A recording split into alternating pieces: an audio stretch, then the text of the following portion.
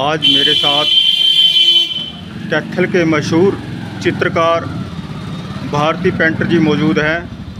आइए हम उनसे कुछ बातचीत करते हैं, उनकी लाइफ की ज़िंदगी की जो भी घटनाएं हैं उनसे रूबरू होंगे। तो मेरे साथ हैं भारती पेंटर जी। नमस्कार सर। थैंक यू सर, आप कैथल के मशहूर चित्रकार रह चुके हैं, तो आपने कब शुरू की थी चित्रकारी और कितने साल तक आप इस लाइन में रहे? जी हाँ, और आज किस मुकाम पर पहुँचे हैं आज? जी, दरअसल मैंने जो शिक्षा जो है 5वीं से लेके और 11वीं जमात तक हिंदू हाई स्कूल होता था। कैमरे की तरफ देखो सर।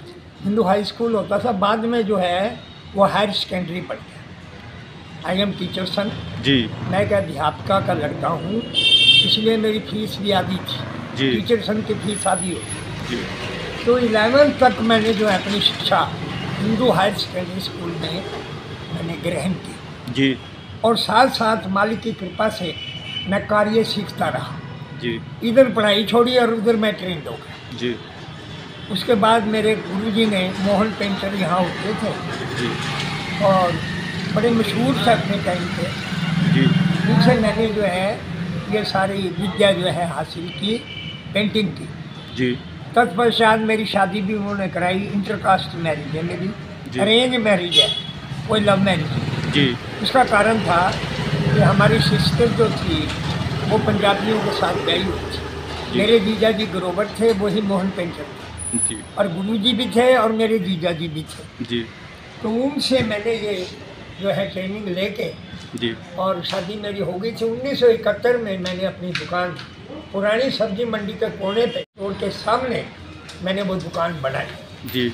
और 45 साल तक जो है मैंने कैथल वालों की सेवा की और किसी का एक पैसा आज तक रखा नहीं जी। और अपना छोड़ा नहीं। तो उसके पश्चात फिर घर गृहस्थी की बातें हैं। खैर, अब आ जाओ देश के ऊपर जी। सर, आपने मतलब इतने मशहूर चित्रकार रह चुके और आप पोर्ट्रेट तैयार कर लेते थे जी जी। लेकिन आज क्या है, आज आप इस हालत में और मतलब क्या रीज़न है इसका? ऐसा है कि गवर्नमेंट हमारी बहुत समझदार है। सरकार 65 साल में वैसे नहीं रिटायर करती। 65 साल की आयु के बाद जो है इंसान में वो जो है समर्थ नहीं रहती, वो जो पावर जो है एनर्जी वो नहीं रहती जो कि जवानी में होती है जी। इसीलिए जो है उसको रिटायरमेंट दी जाती है कि अब आप आराम करो, वो सेवा निवृत्त कर दिया जाता है जी। उसके पश्चात मैं डेरा ब्यास से जुड़ गया। ज़िंदगी में अप्स एंड डाउन्स तो हर एक की ज़िंदगी में आते हैं बिल्कुल। और संतों का कहना है कि ये तमाम सुख जो हैं जिनमें इंसान सुख मानता है एक दिन दुख का कारण बनता है। फॉर एग्जाम्पल, बच्चा हुआ, आपने बड़ी खुशियाँ मनाई जी, ढोल ढमकते हुए भंगड़े और पार्टियाँ दी। माफ़ करना, खुदा ना करे वो बच्चा जो है बड़ा होकर बदमाश बन जाए और कब्जे करता फिरे और फरोतियाँ मांगे बिल्कुल, तो उसमें माँ बाप की जो है नाक कट जाती है बिल्कुल सही। और इतने दुखी होते हैं, वो कहते हैं कि इससे अच्छा तो ना ही होता। कहने का भाव ये है वो जो इसमें सुख मानना वही उसके दुख का कारण बना। ये संसार का चक्कर ही ऐसा है। खैर, संत मत लाइन अलग है। सर, आपके जो लाइफ की ज़िंदगी है उसकी कोई विशेष घटना है क्या? विशेष घटना तो ये, मैं तो अपनी जिम्मेवारी निभाता रहा। घर गृहस्थी में बच्चों को पढ़ाया लिखाया, मकान बनाया, इज्जत बनाई, किसी का पैसा नहीं मारा। दुनिया के ये दुखों में बना, ये माया है। जो चीज़ मिट जाती है वो माया है और जो नहीं मिटती वो उस प्रभु का नाम है। हम नाम को छोड़ के माया की तरफ भागते हैं, इसलिए दुख के कारण हमने बनाया। आप मोह माया से दूर हो। जी हाँ, भगवान पिता कभी अपने बच्चों को दुख नहीं देता। ये तो इंसान जो अच्छा काम कर ले तो वो तो कहता मैंने किया, जो माड़ा काम वो जाए कभी भगवान ने कराया। पिता अपने बच्चों का कभी, कौन है? चलो पिता अपने बच्चों का कभी बुरा नहीं सोचता। बच्चे मुंह मोड़ जाते हैं, माँ बाप कभी मुंह नहीं मोड़ते अपने बच्चों से। बिल्कुल। बच्चे जो है ना बगाने हो जाते हैं शादी के बाद। सर, आज एक क्वेश्चन आपसे। बोलो। मौजूदा सरकार केंद्र में भी भारतीय जनता पार्टी की है और प्रदेश में भी भारतीय जनता पार्टी की है, और देश के अंदर इतने हालात हैं देखो, जो महंगाई मैं आपको अर्ज कर रहा हूँ, हाँ, उसके बारे में आप क्या कहेंगे?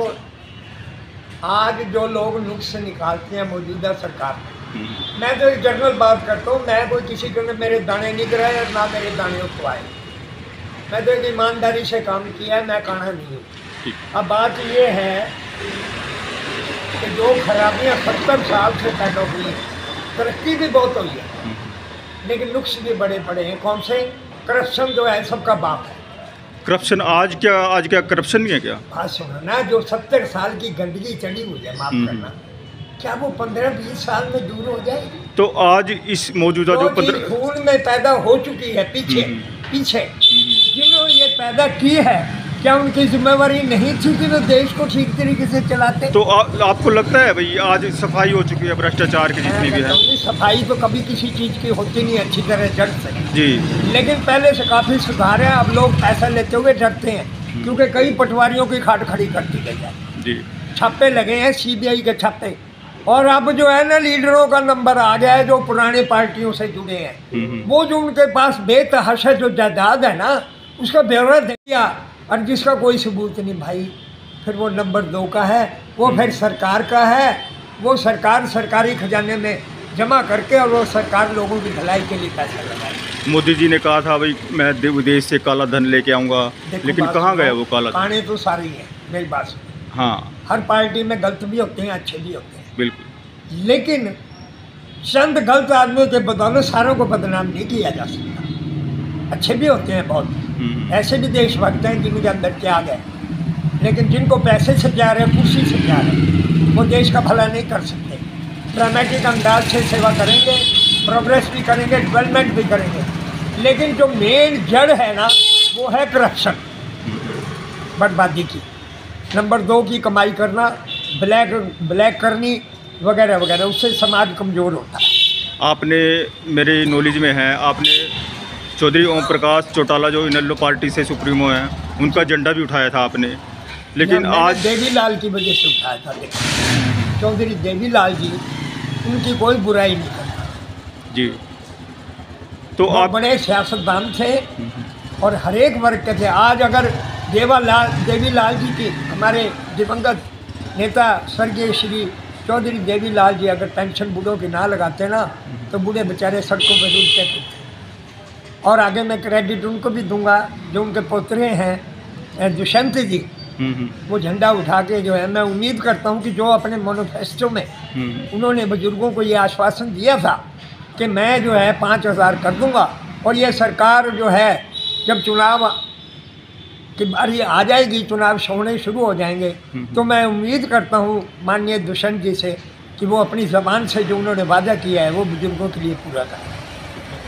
और ये जांगड़ा जी के बारे में कुछ कहेंगे? जांगड़ा जी ऐसा है, देखो, समाज सेवी वो होता है जो समाज के लिए भी बात करता है और हित के लिए लड़ता है। वो जांगड़ा जो है वो अपने साइकिल के लिए चिल्लाता रहा, और लोग हमारे ऐसे ही लिटरेट हैं कि उसको एक बेवकूफ़ आदमी को जो बैनर टांग के और मुँह ढक के और बाल जो है मेहंदी लगा के वहाँ बैठा नकाब पहन के मुँह के ऊपर, उसको जूस पिला रहे हैं, उसको केले खिला रहे हैं। एक भ्रष्ट आदमी की आप समाज के लिए आवाज़ बुलंद करते हैं। जैसे ही एसपी साहब ने उसको साइकिल दिया नया, वो नाचने लग गया, और उसी दिन जो है अपना काम ख़त्म करके और जो है अपना हड़ताल से उठ गया।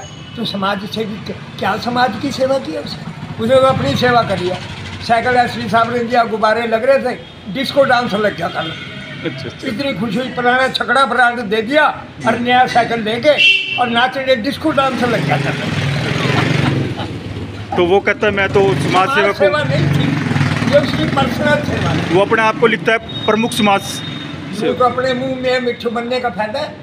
समाज उसी को वो देता है इज्जत जो समाज के लिए कोई कुर्बानी देता है। वो कहता था अपना लिख दिया समाज से भी, लिखने से समाज से भी नहीं बनता, समाज की सेवा करने से समाज से भी बनता है। कहता जब मैंने साइकिल के लिए भूख हड़ताल की थी तो मैंने भारती जी को बुलाया नहीं, भारती जी वैसे ही आ गए मेरे पास। ना नहीं, मेरे को स्पेशल बुलाया। ये झूठ बोलता है,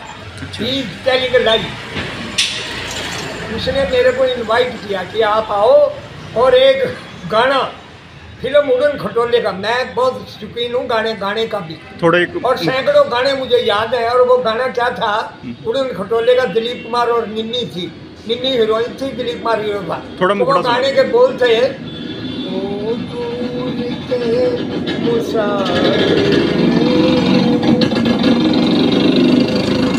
हमको साथ ले ले, हमको साथ ले ले, हम रह गए अकेले। ये गाने की फरमाइश की थी। इसमें संगीतकार नौशाद जी हैं और गायक मोहम्मद रफी। मेरी पिक्चर देखी हुई है उड़न खटोला, बड़ी बेहतरीन पिक्चरें बनती थी। अब वक्त बदला, पहले सेंसर बोर्ड कोई भी अश्लील सीन नहीं आने देते थे और कैंची मार देते थे। ये सारी करप्शन की ऐसी तैसी हुई है कि आज अश्लीलता जो है ये सब तमाम फैशन और डायलॉग ये पिक्चरों से आए। तो ये थे मेरे साथ भारती पेंटर जी, मशहूर चित्रकार, जो आज